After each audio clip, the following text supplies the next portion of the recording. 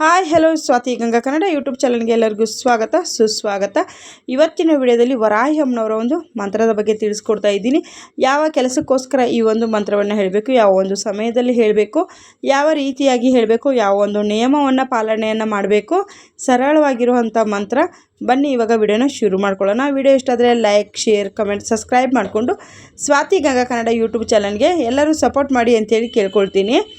ಬನ್ನಿ, ಈ ಒಂದು ಮಂತ್ರವನ್ನು ನೀವು ಯಾವ ಕೆಲಸಕ್ಕೋಸ್ಕರ ಹೇಳಬೇಕು ಅಂದರೆ, ಯಾರಿಗೆಲ್ಲ ಒಂದು ದಾಂಪತ್ಯದಲ್ಲಿ ಸಮಸ್ಯೆ ಅನ್ನುವಂಥದ್ದು ಉಂಟಾಗ್ತಾ ಇದೆ, ಏನೇ ಒಂದು ಮಾಡಿದ್ರೂ ಕೂಡ ಒಂದಕ್ಕೊಂದು ಅಂಡರ್ಸ್ಟ್ಯಾಂಡಿಂಗೇ ಆಗ್ತಾ ಇಲ್ಲ. ನಾವೇನೇ ಒಂದು ಅಡ್ಜಸ್ಟ್ ಮಾಡ್ಕೊಂಡು ಹೋಗ್ತಾ ಇದ್ರೂ ಕೂಡ ಗಂಡ ಹೆಂಡತಿ ಮಧ್ಯ ಸಣ್ಣ ಪುಟ್ಟ ಒಂದು ಸಮಸ್ಯೆಗಳಿಂದ ಅವರಿಗೆ ಅದೇ ಒಂದು ದೊಡ್ಡ ಸಮಸ್ಯೆಯಾಗಿ ಕಾಡ್ತಾ ಇರುತ್ತೆ. ಹಾಗಾಗಿ ಮತ್ತು ತುಂಬ ಜನ ಅವ್ರಿಗೆ ಏನು ಅವ್ರಿಗೋಸ್ಕರ ಆಯಿತು ಇಲ್ಲ ಬೇರೆಯವರ ಮಾತು ಕೇಳಿ ಜಗಳ ಆಗುತ್ತೋ ಗೊತ್ತಿರೋದಿಲ್ಲ. ಆದರೆ ದಾಂಪತ್ಯದಲ್ಲಿ ಅವರಿಗೆ ಕಲಹ ಅನ್ನೋವಂಥದ್ದು, ನೆಮ್ಮದಿ ಅನ್ನೋವಂಥದ್ದು ಇರೋದಿಲ್ಲ. ಅವ್ರು ಎಷ್ಟೇ ಗಂಡ ಹೆಂಡತಿ ಮಧ್ಯೆ ನಾವು ಅರ್ಥ ಮಾಡ್ಕೊಳ್ಬೇಕಂದ್ರೂ ಕೂಡ ಅರ್ಥ ಮಾಡ್ಕೊಳ್ಳೋವಂಥ ಒಂದು ಸಂದರ್ಭಗಳು ಬರೋದಿಲ್ಲ. ಹಾಗಾಗಿ ಅಂಥವರು ಕೂಡ ಈ ಒಂದು ದಾಂಪತ್ಯದ ಸಮಸ್ಯೆಯಲ್ಲಿ ನಮಗೆ ತುಂಬ ಅಂದರೆ ತುಂಬ ಸಮಸ್ಯೆಗಳು ಬರ್ತಾ ಇದೆ. ಏನು ಮಾಡಿದ್ರೂ ಕೂಡ ಇವಾಗ ಗಂಡ ಹೆಂಡತಿ ಮೇಲೆ ಮುನಿಸ್ಕೊಳ್ಳೋದು, ಹೆಂಡತಿ ಗಂಡ ಮೇಲೆ ಮುನಿಸ್ಕೊಳ್ಳೋದು ತುಂಬ ಅಂದರೆ ತುಂಬ ಆಗ್ತಾಯಿದೆ ಅನ್ನೋವಂಥವರು ಕೂಡ ಈ ಒಂದು ಮಂತ್ರವನ್ನು ಹೇಳ್ಕೊಳ್ಬಹುದು. ಯಾವ ಸಮಯದಲ್ಲಿ ಹೇಳ್ಕೊಳ್ಬೇಕಂದ್ರೆ ಅನ್ನೋದಾದರೆ, ನೀವು ರಾತ್ರಿ ಮಲಗೋದಕ್ಕೆ ಮುಂಚೆ ನಿಮ್ದು ಏನು ಸಮಸ್ಯೆ ಇದೆಯೋ ನೀವು ಅದನ್ನು ತಾಯಿ ಮುಂದೆ ಕೇಳ್ಕೊಳ್ಬೇಕು. ಕೇಳಿಕೊಂಡು ಆ ಒಂದು ನಿಮಗೇನು ಸಮಸ್ಯೆ ಇದೆ, ನಿಮ್ಮ ಇವಾಗ ಹೆಣ್ಮಕ್ಳಾಗಿರ್ಬೋದು ಗಂಡು ಮಕ್ಕಳಾಗಿರ್ಬೋದು ಯಾರು ಬೇಕಾದ್ರೂ ಸಹ ಹೇಳ್ಕೊಳ್ಬಹುದು.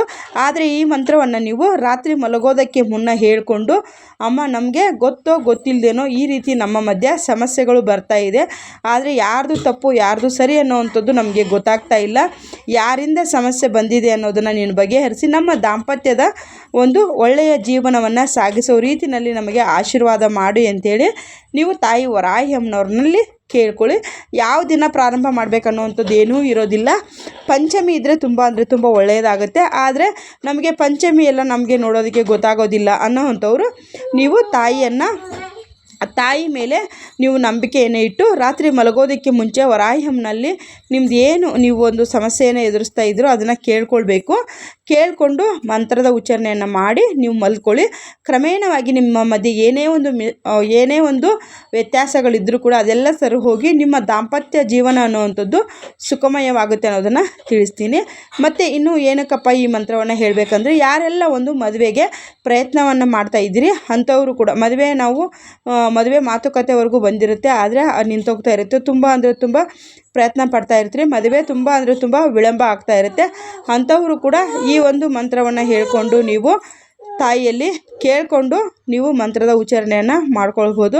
ಖಂಡಿತವಾಗ್ಲೂ ಆ ತಾಯಿ ನಿಮಗೆ ಬೇಗನೆ ಒಂದು ಕಲ್ಯಾಣ ಭಾಗ್ಯವನ್ನು ಕೊಟ್ಟು ನಿಮ್ಮ ದಾಂಪತ್ಯ ಜೀವನ ಕೂಡ ತುಂಬ ಅಂದರೆ ತುಂಬ ಸುಗಮವಾಗಿ ಇರುತ್ತೆ. ನೀವು ಸಹ ಅಷ್ಟೇ, ನಿಮ್ಮದು ಏನು ದಾಂಪತ್ಯದಲ್ಲಿ ಸಮಸ್ಯೆ ಅನ್ನುವಂಥದ್ದು ಬರ್ತಾ ಇದೆ, ತುಂಬ ಜನಕ್ಕೆ ಜಾತಕ ದೋಷಗಳಿರುತ್ತೆ, ಏನೇ ಇದ್ದರೂ ಕೂಡ ತಾಯಿಯಲ್ಲಿ ಕೇಳಿಕೊಂಡು ನೀವು ರಾತ್ರಿ ಮಲಗೋದಕ್ಕೆ ಮುನ್ನನೇ ಈ ಒಂದು ಮಂತ್ರವನ್ನು ಹೇಳ್ಕೊಂಡು ಮಲಗೋದ್ರಿಂದ ಖಂಡಿತವಾಗ್ಲೂ ಈ ಮಂತ್ರದ ಉಚ್ಚಾರಣೆ ಮಾಡೋದ್ರಿಂದ ನಿಮಗೆ 1 ತಿಂಗಳ ಒಳಗಾಗಿ ನಿಮಗೆ ಮದುವೆ ನಿಶ್ಚಯ ಅನ್ನೋದು ಆಗುತ್ತೆ. ಖಂಡಿತವಾಗ್ಲೂ ಈ ಒಂದು ಮಂತ್ರವನ್ನು ನೀವು ಯಾವಾಗ ಬೇಕಾದರೂ ಪ್ರಾರಂಭವನ್ನು ಮಾಡ್ಕೊಳ್ಬಹುದು. ಪ್ರಾರಂಭ ಮಾಡಿದ ನಂತರದಲ್ಲಿ ನಿಮಗೆ ಕೇವಲ 11 ದಿವಸಗಳ ಒಳಗಾಗಿಯೇ ನಿಮಗೆ ಸ್ವಲ್ಪ ಸೂಚನೆ ಅನ್ನೋದು ಗೊತ್ತಾಗುತ್ತೆ. ನಿಮಗೆ ಮದುವೆಗೆ ಯಾವ ರೀತಿಯಾಗಿ ಕೇಳ್ಕೊಂಡು ಬರ್ತಾರೆ ಅಂತಂದರೆ ನಿಮಗೆ ಒಳ್ಳೆಯ ಒಂದು ಜೀವನ ಅನ್ನೋವಂಥದ್ದು ಸಿಗುತ್ತೆ ಅನ್ನೋದನ್ನು ತಿಳಿಸ್ತೀನಿ. ಮತ್ತು ಇವಾಗ ಬನ್ನಿ, ಇವಾಗ ಸ್ಕ್ರೀನ್ ಮೇಲೆ ಮಂತ್ರ ಬರ್ತಾ ಇದೆ, ಅದನ್ನು ನಿಮಗೆ ತಿಳಿಸ್ತೀನಿ ನೋಡಿ.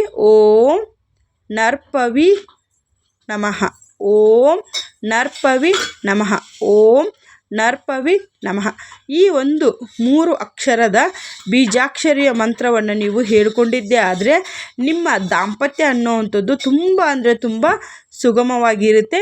ಮತ್ತು ನೀವು ನಿಮ್ಮ ಒಂದು ಜೀವನದಲ್ಲಿ ತುಂಬ ಅಂದರೆ ತುಂಬ ಯಶಸ್ವಿಯಾಗಿ ಗಂಡ ಹೆಂಡತಿಯರು ಸುಖ ಮತ್ತು ಸಂಸಾರವನ್ನು ಸಾಗಿಸಬಹುದು. ಒಬ್ಬರನ್ನೊಬ್ಬರು ಅರ್ಥ ಮಾಡ್ಕೊಳ್ಳೋದಕ್ಕೂ ಕೂಡ ಈ ಮಂತ್ರ ನಿಮಗೆ ತುಂಬ ಅಂದರೆ ತುಂಬ ಸಹಾಯಕಾರಿಯಾಗುತ್ತೆ ಅನ್ನೋದನ್ನು ತಿಳಿಸ್ತೀನಿ.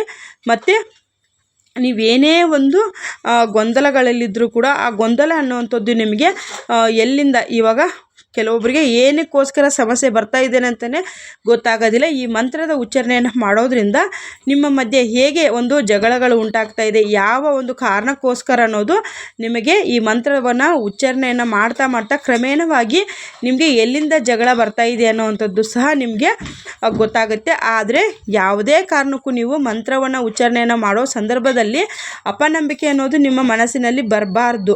ನಾವು ಗಂಡ ಹೆಂಡತಿ ತುಂಬ ಅಂದರೆ ಇನ್ನು ಮುಂದೆ ಇವಾಗ ಜಗಳಗಳಾಗ್ತಾ ಇರ್ಬೋದು, ಮುಂದೆ ಕೂಡ ಅಷ್ಟೇ ನಾವು ಗಂಡ ಹೆಂಡತಿ ಅನ್ಯೋನ್ಯವಾಗಿ ನಾವು ಒಬ್ರಿಗೊಬ್ರು ಕಷ್ಟಕ್ಕೆ ನಾವು ಹೆಗಲು ಕೊಟ್ಕೊಂಡು ಸುಖವಾಗಿ ಇರ್ತೀವಿ ಅನ್ನೋವಂಥದ್ದನ್ನು ನೀವು ಮೊದಲಿಗೆ ನಾವು ಸುಖವಾಗಿ ಇರ್ತೀವಿ, ತಾಯಿ ನಮಗೆ ಎಲ್ಲವನ್ನೂ ಒಳ್ಳೆಯದನ್ನು ಮಾಡ್ತಾರೆ ಅಂಥೇಳಿ ಮೊದಲಿಗೆ ನೀವು ತಾಯಿಯಲ್ಲಿ ಸಂಕಲ್ಪವನ್ನು ಮಾಡಿಕೊಂಡು ನೀವು ಈ ಒಂದು ಮಂತ್ರದ ಉಚ್ಚಾರಣೆಯನ್ನು ಮಾಡ್ಕೊಳ್ಬೇಕು. ಎಷ್ಟು ಬಾರಿ ಹೇಳಬೇಕು ಅಂತ ಅನ್ನೋದಾದರೆ ನೀವು ಈ ಮಂತ್ರವನ್ನು ಪ್ರತಿನಿತ್ಯ ಒಂದು 11 ಬಾರಿ ಹೇಳಿದ್ರೆ ಸಾಕಾಗುತ್ತೆ.